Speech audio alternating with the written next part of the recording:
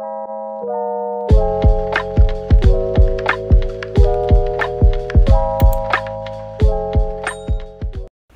teman-teman semuanya, Assalamualaikum warahmatullahi wabarakatuh. Perkenalkan, nama saya Neneng Nurasana dari kelas 1C dengan NPM 22106310800076. Saya dari Prodi Pendidikan Bahasa dan Sastra Indonesia, Fakultas Keguruan dan Ilmu Pendidikan. Kesempatan kali ini saya akan mengulas novel yang berjudul Cantik Itu Luka dari Eka Kurniawan.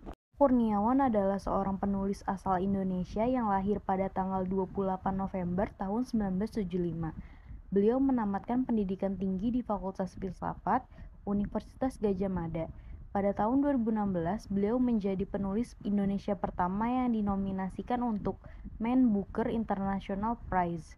Adalah karya-karya Eka Kurniawan. Yang pertama ada non-fiksi dengan judul Pramudia Anantatur dan Sastra Realisme Sosialis pada tahun 1999, yaitu karya novel. Yang pertama ada Cantik Itu Luka, diterbitkan pada tahun 2002. Yang kedua ada Lelaki Harimau, diterbitkan pada tahun 2004. Tiga ada Seperti Dendam, Rindu Harus Dibayar Tuntas, diterbitkan pada tahun 2014. Dan yang terakhir adalah novel O, diterbitkan pada tahun 2016. Cerita pendek dan terjemahan lainnya.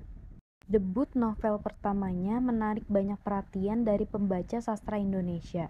Cantik Itu Luka diterbitkan pertama kali oleh penerbit Jendela pada tahun 2002. Eka Kurniawan merupakan salah satu penulis muda yang prestasinya sudah banyak diakui oleh sastrawan Indonesia. Hasil karyanya juga mendapat penghargaan perdana dari World Reader Award dengan judul Beauty is One atau Cantik Itu Luka. Selanjutnya yaitu Identitas Buku, judul novel Cantik Itu Luka, penulis Eka Kurniawan, penerbit Jendela, tahun terbit 2002, jumlah halaman 479 halaman, kategori roman.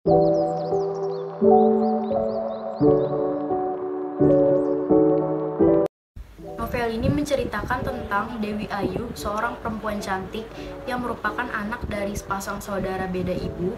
Henry dan Anne Stamler adalah salah satu keturunan Belanda yang lahir pada masa kolonialisme di Halimunda.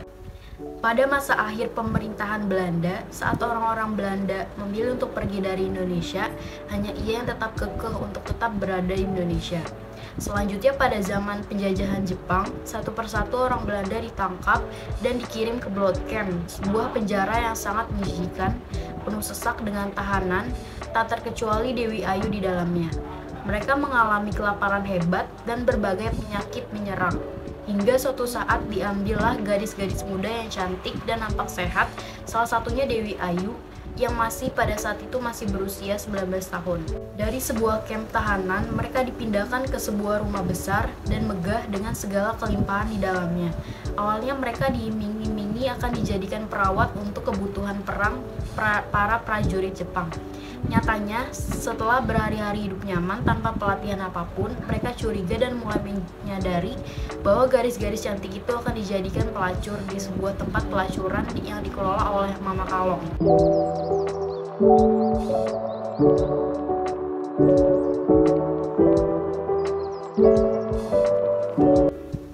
Ada banyak tokoh dalam novel Cantik Itu Luka, yaitu lebih dari 20 orang, namun yang masih terkait dengan hubungan keluarga sekitar 18 orang.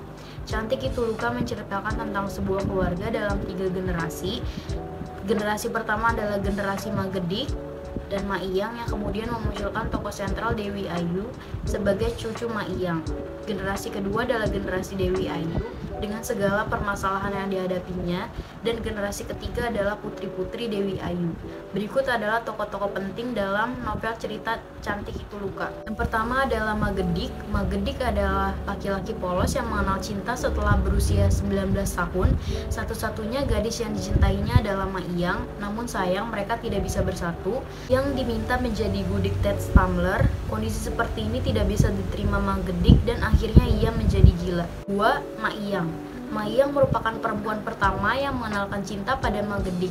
Sebagaimana Magedik, cinta Mayang juga hanya pada satu orang, yaitu Magedik. Mayang meninggalkan Magedik dan rela menjadi gundik Ted Stamler karena keterpaksaan. Karena Ted Stamler, Mayang dianugerahi seorang anak, yaitu Anne Stamler. Dari Anne Stamler lahirlah Dewi Ayu yang menjadi tokoh sentral dalam Cantik Itu Luka. Dewi Ayu menjadi tokoh yang banyak diceritakan. Dalam novel Cantik Itu Luka, Mayang digambarkan juga sebagai tokoh yang berwatak keras. Hal ini bisa dilihat saat ia melakukan pemberontakan terhadap hidupnya. Tiga adalah Dewi Ayu. Dewi Ayu lahir dari perkawinan incest antara Anne Stamler dan Henry Stamler. Keduanya anak Ted Stamler, tetapi beda ibu. Henry dari ibu Marie J. Stamler dan Anna dari Mayang. Dewi Ayu sosok yang cerdas dan keras. Ia selalu melakukan apa saja yang dikatakan hati dan pikirannya. Dewi Ayu juga orang yang gila, pemikirannya sering di luar logika, dan tidak ada satu orang pun yang dapat menghalangi keinginannya. Kegilaannya ada pada kutipan berikut. Malam ini juga, seseorang harus menculik seorang lelaki tua bernama Magedik di perkampungan daerah Rawa-Rawa, katanya. Sebab esok pagi aku akan kawin dengannya. Jangan bercanda Nona, kata Mr. Willy. Maka tertawalah jika kau anggap itu bercanda. Selain sifat-sifat tersebut, Dewi Ayu juga mempunyai sifat yang pemberani. Ia tidak pernah takut dengan Jepang yang menangkapnya dan memasukkannya ke penjara Blood Camp. Selanjutnya adalah Henry Stamler dan Anne Stamler. Henry dan Anne adalah orang tua Dewi Ayu. Mereka meninggalkan Dewi Ayu dan memilih tinggal di Belanda setelah hidup pontang-panting di Hindia Belanda. Kepergian mereka dari rumah Ted diakibatkan kesalahan mereka yang menyalahi aturan. Henry dan Anne adalah saudara tiri. Mereka saling jatuh cinta dan akhirnya menikah tanpa persetujuan orang tua mereka. Sifat Anne tidak jauh berbeda dengan Henry. Anne nekat menjalin cinta terlarang dengan saudara tirinya sendiri, yaitu Henry Stamler. Selanjutnya yang kelima ada Alamanda. Alamanda adalah anak Dewi Ayu yang pertama yang lahir karena pemerkosaan tentara Jepang kepadanya. Ia sangat cantik, kecantikannya bahkan mengalahkan kecantikan ibunya. Sayangnya, ia sadar dengan kecantikan yang dimilikinya dan membuatnya semena-mena pada banyak laki-laki. Selanjutnya adalah anak perempuan Dewi Ayu, Adinda. Adinda adalah anak perempuan kedua Dewi Ayu. Ia cantik tetapi tidak bersifat binal seperti kakak perempuannya, yaitu Alamanda. Adinda lebih pendiam dan pintar. Ia kemudian menggantikan Alamanda menjadi kekasih setia Kamerat Kliwon. Adinda menikah dengan Kamerat Kliwon dan dikaruniai seorang putra yang bernama Krisan. Selanjutnya adalah Maya Dewi. Maya Dewi adalah anak ketiga dari Dewi Ayu. Ia menikah dengan Paman Gendeng, seorang preman pasar yang sangat berpengaruh di Halimunda. Selanjutnya adalah Sodancho. Sodancho adalah seorang laki-laki yang pernah menjadi buronan tentara Jepang selama berbulan-bulan setelah 1 tahun pemberontakan di masa perang. Selanjutnya adalah Kamerat Kliwon. Kamerat Kliwon adalah pemuda yang sangat tampan dan cerdas. Banyak perempuan Halimunda yang tergila-gila kepadanya. Selanjutnya yaitu Cantik. Cantik adalah anak Dewi Ayu yang terakhir. Meski namanya cantik, ia perempuan terburuk yang pernah ada. Ia selalu menyendiri dan tidak pernah keluar rumah. Ia khawatir dengan wajah buruknya yang bisa menakutkan dan membuat orang tidak nyaman. Cantik adalah gadis yang cerdas.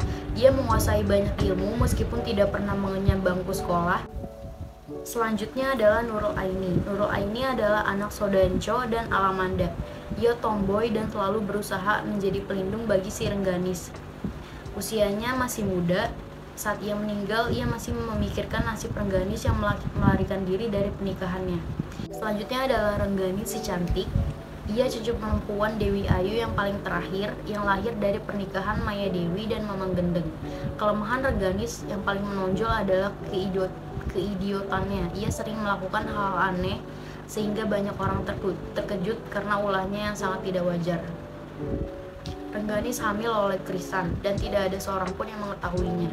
Orang tuanya ingin menikahkannya dengan orang lain, tetapi Rengganis tidak bersedia. Selanjutnya adalah Rosina. Rosina adalah perempuan bisu yang mengabdikan seluruh hidupnya kepada Dewi Ayu. Ia memang sengaja diberikan ayahnya untuk mengabdi seumur hidup pada Dewi Ayu. Rosina adalah gadis yang rajin dan cerdas. Ia merawat Dewi Ayu dengan baik dan selalu setia kepada Dewi Ayu. Ia juga merawat Cantik saat Dewi Ayu telah meninggal. Yang terakhir yaitu Mama Kalong. Mama Kalong adalah mucikari. semenjak masih penjajahan Belanda. Kemudian ia penyetop perempuan bagi tentara Jepang saat penjajahan Jepang. Sekian ulasan novel yang saya buat, kurang lebihnya mohon maaf. Wassalamualaikum warahmatullahi wabarakatuh.